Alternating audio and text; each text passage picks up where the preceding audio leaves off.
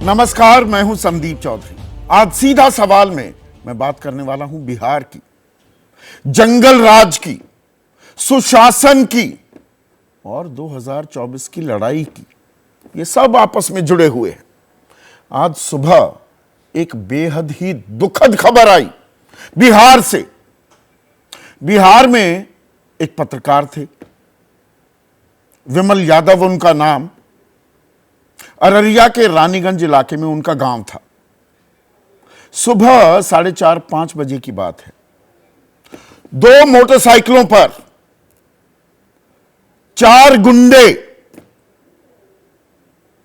असामाजिक तत्व उनके घर जाते हैं, खटखटाते हैं दरवाजा। विमल को पप्पू भी कहते थे, प्यार से जो नाम हमारे यहां पर रखे जाते हैं कि पप्पू भैया बाहर आ जाइए। विमल बाहर आते हैं, ताबड़तोड़ उन पर गोलियां चला दी जाती हैं। मौके पर ही मौत हो जाती है। अब ऐसी घटनाएं देश भर में होती हैं, लेकिन इस घटना का जिक्र मैं क्यों कर रहा हूं? विमल के भाई की 2 साल पहले हत्या कर दी गई थी, छोटे भाई की। वो गवाह थे। उन्हें लगातार डराया धमकाया जा रहा था। वो पत्रकार भी थे। पुलिस को इस बाबत उन्होंने जानकारी दी थी, शिकायत की थी, लेकिन पुलिस हाथ पर हाथ धरे बैठी रही। कोई कार्रवाई नहीं की, कोई सुरक्षा नहीं दी गई। विकास को जान गंवानी पड़ गई। अब राजनीतिक भूचाल आ गया है वहां पर। बिहार में बहार है, नीतीश कुमार है, सुशासन का राज है। उस पर सवाल उठने लाजमी हो जाते हैं और उठाए भी गए। बीजेपी ने मोर्चा खोल दिया। मुख्तार अब्बास नकवी कहते हैं, देश में बदलाव के ठेकेदार बनकर घूमने वाले से बिहार नहीं संभल रहा। अभी कुछ दिन पहले, 2 दिन पहले की ये बात है, दिल्ली में घूम रहे थे नीतीश कुमार। समन्वय समिति बनाई जाए, संयोजक कौन होगा इंडिया का, सीटों का बंटवारा कैसे होगा, उसकी रणनीति बनाई जा रही है। लेकिन बिहार में सुशासन की जगह क्या जंगल राज अपनी जड़ें फिर से मजबूत करता दिखाई दे रहा है? यह अपने आप में एक अहम सवाल है। गिरिराज सिंह ने कहा जंगल राज आ गया है। नीतीश कुमार मुंगेरी लाल के सपने लेकर घूम रहे हैं।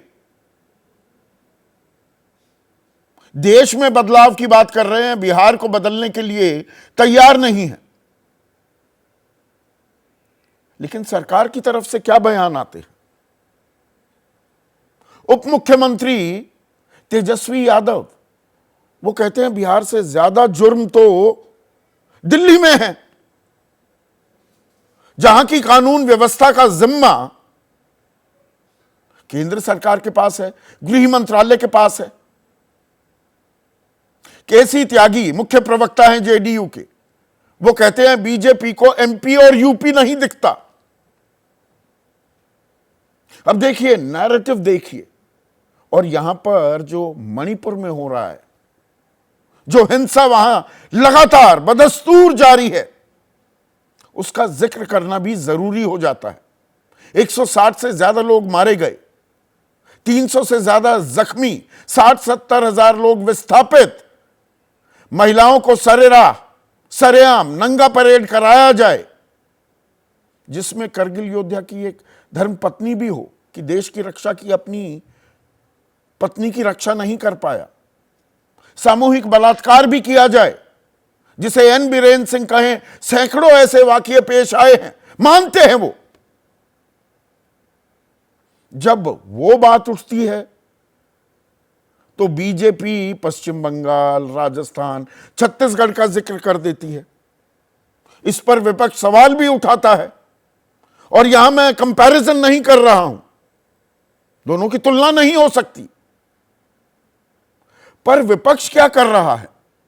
अपने ऊपर सवाल उठें तो जी मध्य प्रदेश में क्या हो रहा है, उत्तर प्रदेश में क्या हो रहा है, इसका भी जिक्र किया जाने लग जाता है। चिराग पासवान कहते हैं बिहार को अपराधियों ने अपने अंडर में ले लिया है। प्रदीप कुमार सिंह अररिया से जो सांसद हैं, बीजेपी के हैं, नीतीश कुमार में नैतिकता समाप्त हो गई है, वो गद्दाफी बन बैठे हैं। अब यहां पर गद्दाफी का भी जिक्र आ जाता है, जो एक तानाशाह हुआ करते थे लिबिया के, जिनको जानकारी नहीं है। पर सवाल यहां पर यह है कि 1 साल पुरानी यह सरकार है। 10 अगस्त 2022 को नीतीश कुमार ने दामन छोड़ दिया था बीजेपी का और आरजेडी के साथ हाथ मिला लिया था।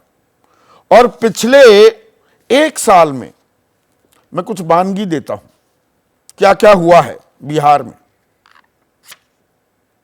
और 1 साल क्या, जून से ही शुरू करते हैं, इसी साल के जून जुलाई अगस्त 2.5 महीने का ब्यौरा देता हूं। खगड़िया में ब्रिज गिर जाता है, कटिहार में पावर कट पर पुलिस फायरिंग होती है, पटना में बीजेपी प्रदर्शनकारियों पर लाठीचार्ज होता है, 13 जुलाई को बीजेपी नेता की मौत भी हो जाती है, उस पर बवाल भी होता है। प्रदर्शनकारी किसानों पर लाठीचार्ज होता है, सीटीईटी के छात्रों का प्रदर्शन होता है। यह सब तो चल ही रहा है, लेकिन साथ ही साथ 12 अगस्त को 25 साल की एक नर्स सोनी की चाकू मारकर हत्या कर दी जाती है। 8 अगस्त कातिब को गोली मारकर उसकी हत्या कर दी जाती है। 8 अगस्त को ही छेड़खानी का विरोध करने पर 9वीं क्लास की छात्रा की गोली मारकर हत्या कर दी जाती है।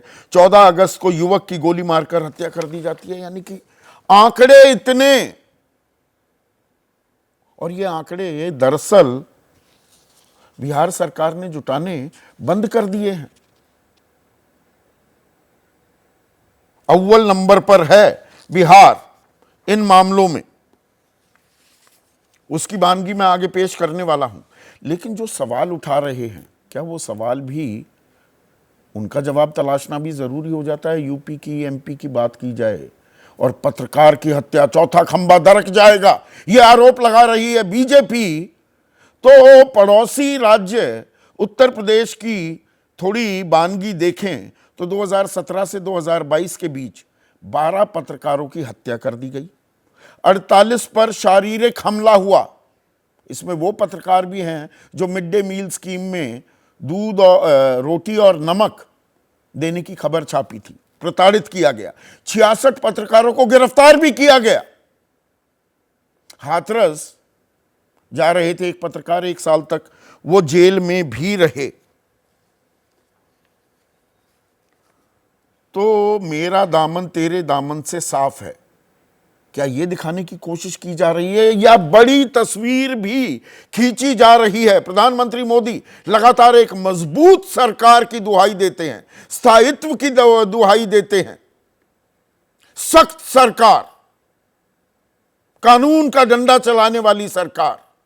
और नीतीश कुमार एक बड़े चेहरे के तौर पर विपक्षी खेमे में मौजूद हैं, तो उनके सुशासन पर यहां सवाल उठाकर अपना दामन और पाक साफ दिखाने की बीजेपी की तरफ से कोशिश है क्या? और नीतीश कुमार को इन बातों के जवाब देने होंगे, या दरअसल इसीलिए पलटकर मध्य प्रदेश और उत्तर प्रदेश जैसे राज्यों का भी जिक्र किया जा रहा है? इसी पर आज मैं चर्चा करने वाला हूं। लेकिन पहले सुनिए आरोप प्रत्यारोप, ये शब्द बाण कैसे चलाए जा रहे हैं बिहार को लेकर, एक नजर। बीजेपी का काम ही है बिहार को बदनाम करना। क्राइम रिकॉर्ड के मामले में दिल्ली से ज्यादा क्राइम कहाँ है? सर पीएम तो इन दिनों जो देश की राजधानी है, जहाँ पीएम रहते हैं, जहाँ राष्ट्रपति हैं और होम मिनिस्ट्री के अंतर्गत दिल्ली पुलिस आती है। 1 दिन पहले 2 दिन पहले दरोगा की हत्या हो गई समस्तीपुर में, पत्रकार की हत्या हो जाती है, महिला विधायक सुरक्षित नहीं अपने को मान रही है। उसके बाद भी नीतीश बाबू प्रधानमंत्री बनने के लिए दिल्ली का दौड़ लगाएं, विपक्षी एकता की बात करें, तो इससे बढ़िया है रिजाइन कर दे। जैसे ही घड़ी का काटा दोपहर 2:30 पे आए, बबीता जी का दिल सास बहू साजिश के लिए मचल जाए। और ये है इनकी बहू, पूरे दिन ऑफिस की टेंशन हो जाए गॉन जब ये करें अपना फेवरेट शो फ्री टाइम पे ऑन। इनकी तरह आप भी देखें अपना फेवरेट शो अपने टाइम पर और डाउनलोड कीजिए एबीपी लाइव ऐप अपने स्मार्ट टीवी पर।